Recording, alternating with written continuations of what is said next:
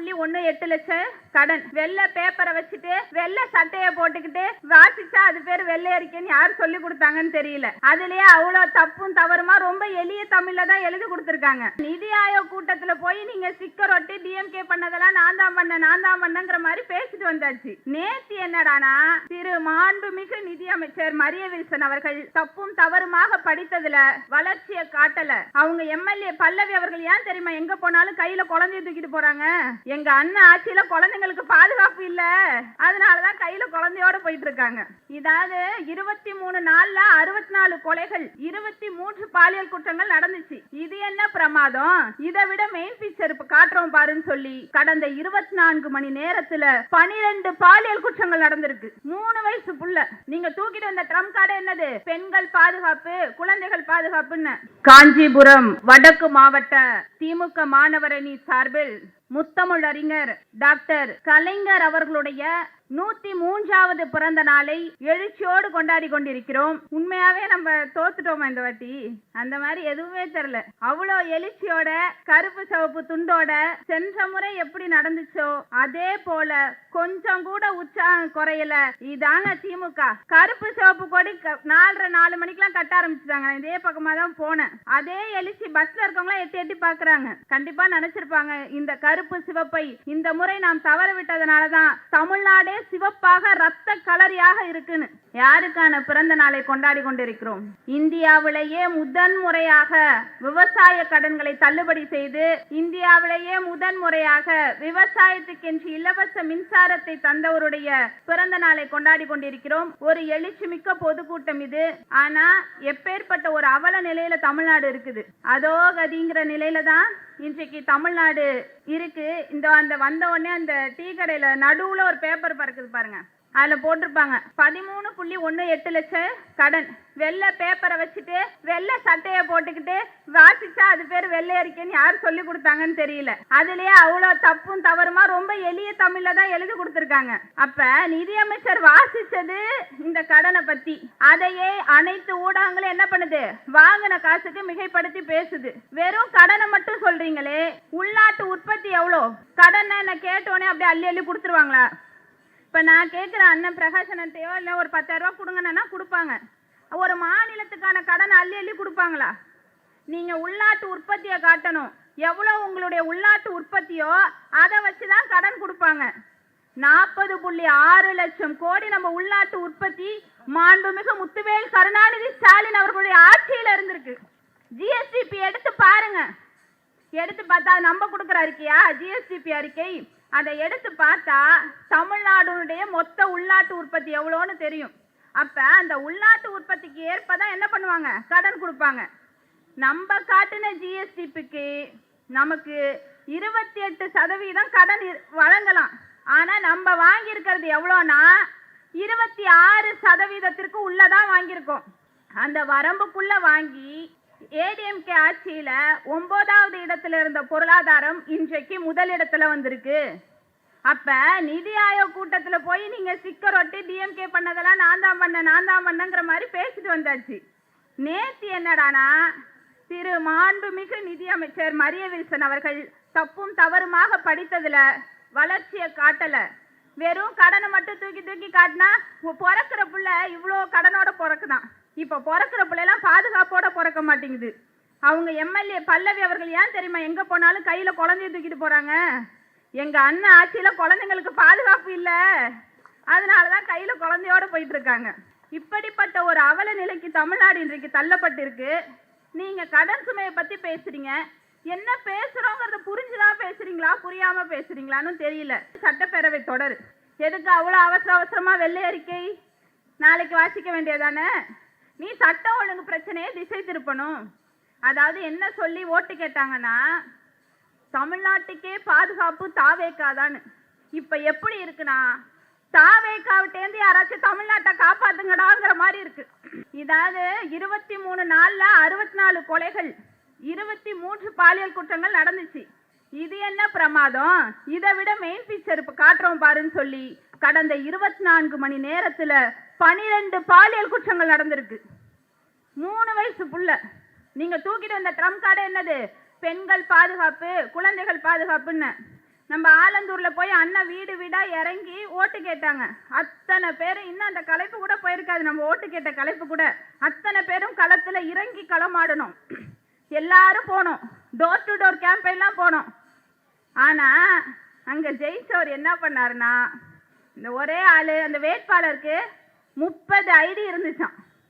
30 ஐடியும் ரீல்ஸையும் வெறும் இணையதளத்தை மட்டுமே வச்சு மக்கள் பணினான் என்னன்னு காட்டல, மக்கள்கிட்ட போய் பிரச்சாரம்னா என்னன்னு காட்டல, எப்படியோ ஜெயிச்சிட்டோம். தியரி ஒன்று இருக்கு, சயின்ஸ்லேயே ஒரு தியரி இருக்கு, எது ஃபாஸ்டா ரைஸ் ஆகுதோ அது ஃபாஸ்டா டிக்ளைன் ஆயிடும். இப்ப அப்படிதான் ரொம்ப வேகமா நீங்க ஒருத்தவங்களை ஏற்றி விட்டீங்க, தமிழ்நாடு அழிந்து அதல பாதாளத்திற்கு போயிட்டு இருக்கு. இது ஒரு மாணவர் அணியோட கூட்டம், நிறைய யங்ஸ்டர்ஸ்லாம் வந்திருக்கீங்க. அப்படி இருக்கும்போது கரெக்டா நீட் எக்ஸாமை 22.8 லட்சம் மாணவர்கள் எழுதின மாணவர்கள் இப்ப நீட் எக்ஸாம்ல குளறுபடி நாங்க திருப்பி எழுத சொல்றாங்க. 4 மாணவர்கள் வந்து மன உளைச்சல்ல தற்கொலை பண்ணிக்கிட்டாங்க. இப்படிப்பட்ட ஒரு அவல நிலை இருக்கு. இதை நம்ம முதலமைச்சர் கேள்வி கேட்டாரா? அவர் அதுக்கு மட்டும் இல்ல, நீங்க எதை கேட்டாலும் இப்படியே தான் இருப்பாரு. சட்டசபையில உதயண்ணா இறங்கி அடிக்கிறாரு, அதுக்கும் அவர் இப்படியே தான் இருக்காரு. ஏங்க வள்ளுவருக்கு காவி நிறம் அடிச்சிங்க, அதுக்கும் இப்படியே தான் இருக்கிறாரு. ஏங்க நீட்ல இவ்வளவு குளறுபடி, ஏங்க கியூட் எக்ஸாம்ல இவ்வளவு குளறுபடி, ஏங்க 12th mark online screening marks போடுறீங்க, அதுல ஏங்க அந்த பிள்ளைங்களோட மதிப்பெண்ணோடையும் அவர்களுடைய எதிர்காலத்தோட ஏன் விளையாடுறீங்கன்னா, அதுக்கும் இப்படியே இருக்காரு. எல்லாத்துக்கும் இப்படியே இருக்கிறதுக்கு எதுக்கு நீங்க முதலமைச்சர்? சரி திருச்சிக்கு போறாரு, எப்படி இந்த நிர்வாக சீர்கேடுகள் எல்லாம் பத்தி பேசிடுவாருன்னு நினைச்சோம். ஓட்டு போட்ட மக்களே இன்னைக்கு ஏமாந்துதான் நிக்கிறாங்க.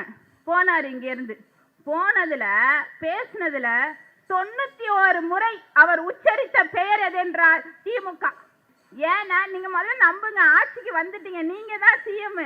அவங்களே எதிர்பார்க்கல, நான் சிஎம் ஆவன் அவங்களே எதிர்பார்க்கல. அமைச்சர் ராஜ்மோகன்லாம் கல்வித்துறை அமைச்சர்லாம் எதிர்பார்க்கல. அதோட நிலைமை இப்ப எப்படி இருக்கு அப்படின்னு சொன்னா, முன்னாடி ஒண்ணு வருமே ஆதித்யா சேனல், ஆதித்யா பாருங்க சிரிச்சுக்கிட்டே இருங்கன்னு. இப்ப எப்படி இருக்குன்னா, தாவேகாவோட அமைச்சரவையை பாருங்க சிரிச்சுக்கிட்டே இருங்கிற மாதிரி இருக்கு. ஏன்னா இந்த அமைச்சர் ஸ்ரீநாத் அவர்கிட்ட போய் செய்தியாளர்கள் கேட்குறாங்க, என்னங்க வள்ளுவருக்கு காவினர் அடிச்சுட்டாங்களே, நோ கமெண்ட்ஸ். என்னங்க Katchatheevu, no comments, no comments, simply wasted. அந்த மாதிரி தான் அவருடைய ஒவ்வொரு ஆக்ஷன் இருக்கு. இதை விட என்னன்னா, திமுக வெற்றி பெற்ற தொகுதி அது, தன்னோட தொகுதி எதுன்னு தெரியல வேட்பாளருக்கு. இங்க வேட்பாளர் யாருன்னு தெரியாம நம்ம தான் ஓட்டு போட்டிருக்கோம்னு இல்ல, தன்னோட தொகுதி எதுன்னு வேட்பாளருக்கே தெரியல. அங்க போய் நின்று அங்க டிஎம்கே ஜெயிச்ச தொகுதி, அங்க நன்றி சொல்லிட்டு இருக்காரு, தாவேக்காவை ஜெயிக்க வச்சதுக்கு நன்றின்னு. இவர் ஒரு அமைச்சர். இன்னொரு பக்கம் அமைச்சர் கீர்த்தனா அவர்கள், அவங்க இன்னும் ஒரு படி மேல, ரீல்ஸ் தான், அவங்க ரீல்ஸ் போட்டு தான் அவங்க இன்வெஸ்ட்மெண்ட்டே கூப்பிடுவாங்க. அதாவது வெளிநாட்டில் இருக்கிற எல்லா தொழில்துறையும் கொடுக்குறவங்களாம் ரீல்ஸ் பார்த்துட்டு உட்காந்துருப்பாங்க. நீங்க போகணும், நாங்க இதெல்லாம் கொடுப்போங்க, எங்க உற்பத்தி இந்த அளவுக்கு காட்டுவோம், உங்களுக்கு இவ்வளவு வரி விலக்கு தரோம், இதுதானே முறை, நீங்க நாடா போகணும், இதுதான் முறை. இவங்க ரீல்ஸ் போட்டு விட்டுருந்தோன்னே ஆந்திராவோட அமைச்சர் சம்பந்தமே இல்லாம திரு நாரா லோகேஷ், மனிதவள மேம்பாட்டு அமைச்சர், அவர் பாராட்டுறாரு. என்ன இவரெல்லாம் பாராட்டுறாரு, என்ன விஷயம்னு பார்த்தா அத்தனை முதலீடு ஆந்திராவுக்கு போயிடுச்சு. இது வரைக்கும் ராயல் என்ஃபீல்டு 1955க்கு அப்புறம் முதல்ல இப்பதான் தமிழ்நாட்டை விட்டு ஆந்திரா பக்கம் போயிருக்குது. அப்பேற்பட்ட தொழில்துறை அமைச்சர் 1503 கோடி திமுக சவாலா ரொம்ப போராடி வாங்கினுச்சு அந்த ஏஎம்சிஏ விமான போர்ப்படை திட்டத்தை. அதையும் தூக்கி அந்த அம்மா எங்க கொடுத்துட்டாங்க, ஆந்திராவுக்கு ஓகையா. இதே மாதிரி இவங்க தொழில்துறை அமைச்சர் இன்னொருத்தர், அவரு மறைமலை நகர் ரமேஷ். ஆனா அவரை நிக்க வச்சது ஸ்ரீரங்கம் தொகுதி. ஆனா அவர் யாரு என்னன்னு என்ன ஆளுன்னு முதல் போட்ட அமைச்சருக்கே தெரியாதுன்னு தான் அவர் நிருபர் பேட்டியில கொடுக்குறாரு. அவர் யாருலாம் எங்களுக்கு தெரியாது, அவர் என்ன மதம் என்ன சாதிலாம் தெரியாது, ஆனா அவர் மறைமலை நகர் ரமேஷ் நிக்க வச்சது ஸ்ரீரங்கம் தொகுதியில. எதுக்கு? அவளுக்கு தான் அறநிலையத்துறை அமைச்சர் என்று தூக்கி கொடுத்தாச்சு. சரி, சனாதானத்தை, அதாவது அந்த அறநிலையத்துறை அமைச்சர் சொல்றாரு, என்ன சொல்றாரு, நம்முடைய இளம் தலைவர், நம்முடைய மாண்புமிகு எதிர்கட்சி தலைவரை பார்த்து என்ன சொல்றாருன்னா, நீங்க என்ன சுதந்திர போராட்ட தியாகியா? ஆமா தியாகிதான். நான் 4 படம் நடிச்சு வந்துட்டோமா, இல்ல 2 வருஷத்துல கட்சி ஆரம்பிச்சு சின்ன பிள்ளைங்களுக்குலாம் சாக்லேட் கொடுத்து ஏமாத்தி வந்துட்டோமா?